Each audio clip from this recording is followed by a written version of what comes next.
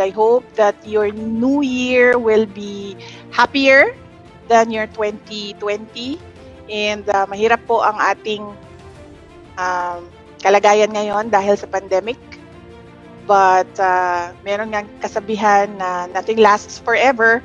So walang forever sa pandemya, and hopefully soon everything will be better and we can go back to our lives before the pandemic. But let's look at the dark cloud as if it is the silver lining.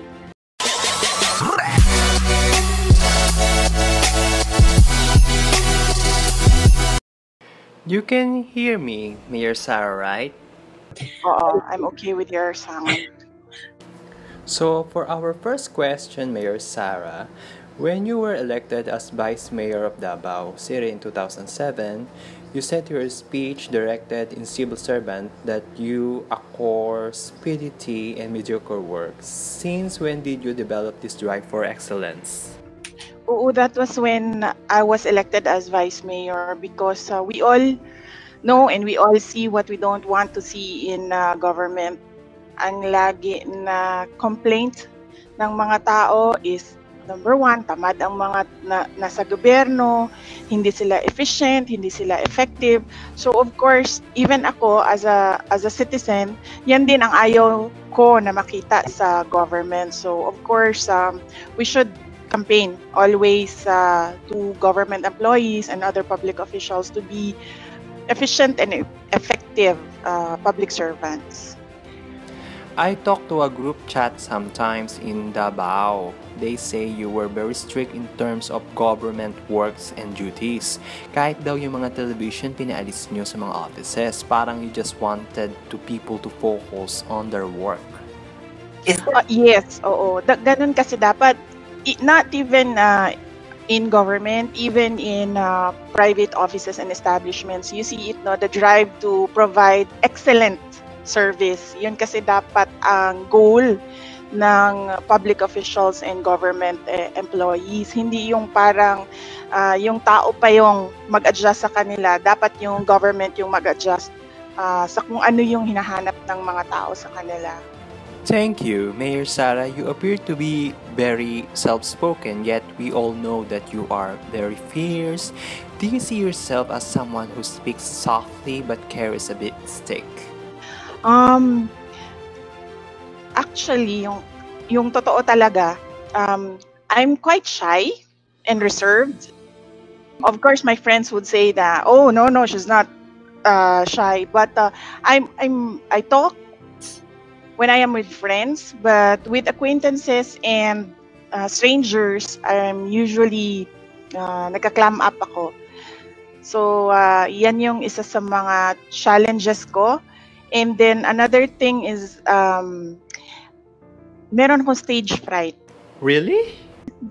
Yes. Parang di alata. Severe. Oo nga, no? Hindi niyo napapansin. Severe stage fright na tulad nito. I don't usually do interviews, but I did this for you because I wanted to thank you for all your help to our President Duterte, no? Kasi, yun nga, grabe yung stage fright ko, and it takes a big effort for me to speak, to talk, to go on stage, to talk to people. So, malaki na effort yun sa akin. Through the years, natutunan ko na rin siya medyo i-refine, but I'm sure yung mga people who see through yung persona ko on stage would see na medyo anxious ako, pinapawisan lagi, ganon, because of the stage fright. Pero parang hindi halata, and this is quite revelation kasi we always see you sa TV as very fierce, very confident.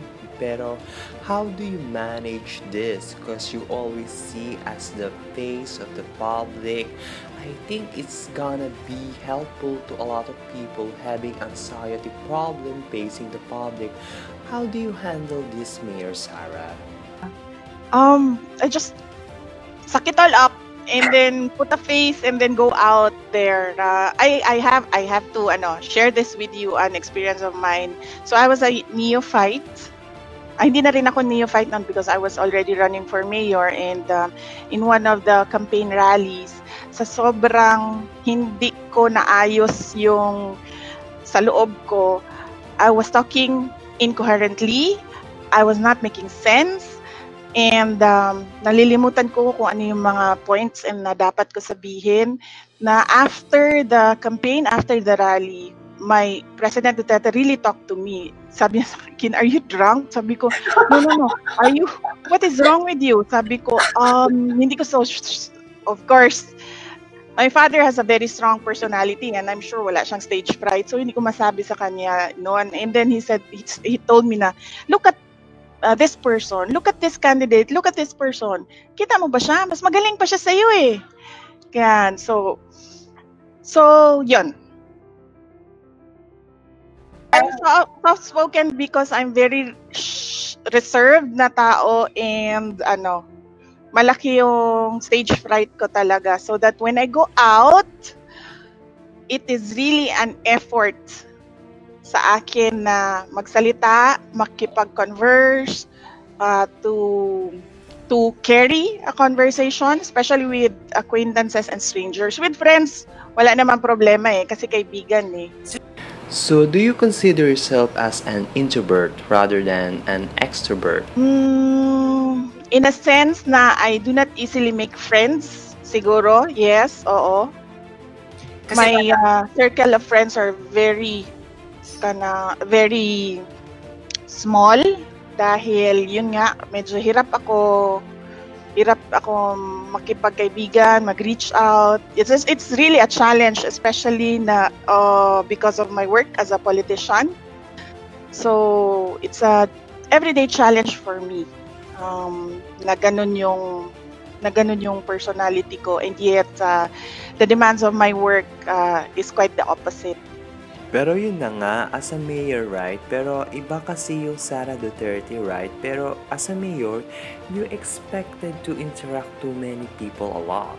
I think more than a politician, right? Kasi you are in the city, yan yung highest official accessible sa citizen.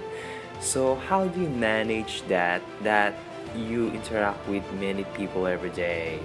Mahirap talaga. And yes, kung makikita niyo yung the way I am in 2007 and the way I am ngayon, 2020, malaki na rin yung nagawa ko to improve that part of me na mag-adjust ako. Kailangan ko mag-adjust para sa trabaho ko. I want to know about your decision process. Kasi diba, decision making is the heart of the work on every politician, right? Especially those who are in administrative position like a mayor. So can you walk us through decision making process? What factors and aspect you consider before you make a decision? Okay, number one, I usually go back to the law, check what the law is all about. You're a lawyer, right? Yeah, what the law is on a specific issue or challenge or problem, and then I check studies, best practices, benchmarking, and previous studies on that matter, and then I ask around, especially those who are experts on the topic. I ask them what they think, anong opinion nila, anong sa tingin nila, and based on their expertise, anong dapat gawin, and then I make a decision. So does it take you a while before you make a decision, or on what kind of decision? It really depends on what the issue is. Okay, so do you have any general idea if an issue is something like this, but if an issue is top, you have to take a while before you make a decision? Usually when it is about local governance and the law, mabilis na ako. I only just parang seek out the opinion of the city legal officer. Siya na lang ang tinatanong ko. But when it is something outside of local governance or the law, I usually consult many other department heads or heads of offices, or even consultants. Do you consider yourself as a decisive person? Yes. Oo. Okay, so if you made a decision, yan na yan. Well, yes. Well, ang decisions ko naman are, hindi ko naman pinipilit kung ano yung gusto ko. Yung decisions ko usually are based on, yun na nga, sinabi ko, mga consultations, looking at other studies, what is the law about it. So, pag yun na ang napag-usapan na gagawin, of course, by sheer grit and determination, pinipilit ko talaga na yan yung susundin. Do you consider the opinion of Davao advocates or gusto mo lang pare-pareho yung mga opinion when you consult people? Of course, when you consult a lot of people in decision making, meron talaga iba't ibang opinion. So nakasali na 'yon. And usually I do that so that merong iba't ibang look or iba't ibang perspective na nakukuha with regard to that issue or that thing that needs decision making. So, do you have a designated Davao advocate? Just like, anuhin mo nga ito, kontrahin mo nga decision na to? Well, meron kaming mga ganyan na mga heads of offices, yes, oo, na kapag medyo alanganin, the city administrator would say na you run this by this person kasi baka isang side lang yung nakikita natin and he might see another side to this. So you entertain like opposition to your ideas or maybe initial decision? Yes, opo, oo. Okay, so do you have actually incorporate to other suggestions? Minsan. Like minsan? Oo. Pero yeah, what's your di ba kasi every politician follows certain political ideologies and actually inform their decision making. Like some more are conservative, some are more liberal, some are more social democrat. Do you have a specific ideology, political ideology that you follow, or do you consider each ideology and try to find some balance? Wala with me. Wala akong ganyan. I only go back to the local government code because yan naman kasi talaga yung trabaho ko, chief executive of a local government unit. So we always start with the local government code and move on to other decision making process. Pero meron ka bang value commitment, at least you make a decision na parang this certain value should always be factor in any decision that I make? Yes, oo. And it's still based on the general welfare clause. It's still based on the law and it's the general welfare clause. And basically the Bill of Rights na ka-enshrine sa ating constitution. So usually it's still based on kung ano yung batas. So, more focus ka sa mga general welfare ng mga tao. Opo. So, how do you determine general welfare? The welfare of the majority. Kasi lagi naman kasi talaga yan na ang isang decision is not for everyone. So, meron talagang maaapektuhan or meron talagang hindi in favor of the decision. So we always go back to the general welfare clause, and that is the welfare of the majority. Pero sinabi nyo na nga na you always have to consider the majority. Siyempre, may minority. So, papaano yan that you make a decision that some people wouldn't like it or wouldn't be able to benefit from decision? How do you handle that situation? How do you feel? Those are the things na hard decisions na kasalin na sa trabaho ng isang local chief executive, particularly ng mayor. So, I do not know with others how they deal with it. Pero sa akin, sinasali ko na lang talaga yan na sa trabaho ko, there are really hard decisions to make, and not everybody will be happy with your decisions as a local chief executive, especially that madaming magagaling na mga individuals out there. Moving on, next question. You aren't uncomfortable with dealing with your mistake. Is this part of your personality na you don't shy away from admitting mistake? Oo. I usually say sorry when it is appropriate to say sorry. So, wala akong problema in making mistakes because obviously, I am not a perfect leader. Since your father is a president and you know his job as a ruler of the country, and I think he exposed you for a lot of his doing, so what's the difference between the mayor and the president? Kasi your father compared the two before. Kasi sinabi niya na president is like a mayor of the entire country, but you can see any difference between the two based on your experience as a presidential daughter of the country na na-expose sa trabaho ng daddy nyo. It is harder for you being a president than being a mayor na di ba maliit yung constituency, or do you think it's more easier? Easier to be president? Definitely hindi. Siguro. No. Definitely not. Definitely not. Oo. Hindi madali maging president. Kung sa trabaho naman, it's the same. It's an executive. So, you handle different offices. Mas malaki nga lang yung magnitude ng president because you handle offices, commissions, agencies, ang dami instrumentalities of government, and they're all under you, particularly yung nasa executive department, no? And then you have to deal with the two other branches of government, the legislative and the justice, no? So, mas malaki yung magnitude ng trabaho ng president. And it needs lakas ng loob. So, moving on, regarding your greatest lesson that you learned about power during your years of leadership, what did you learn?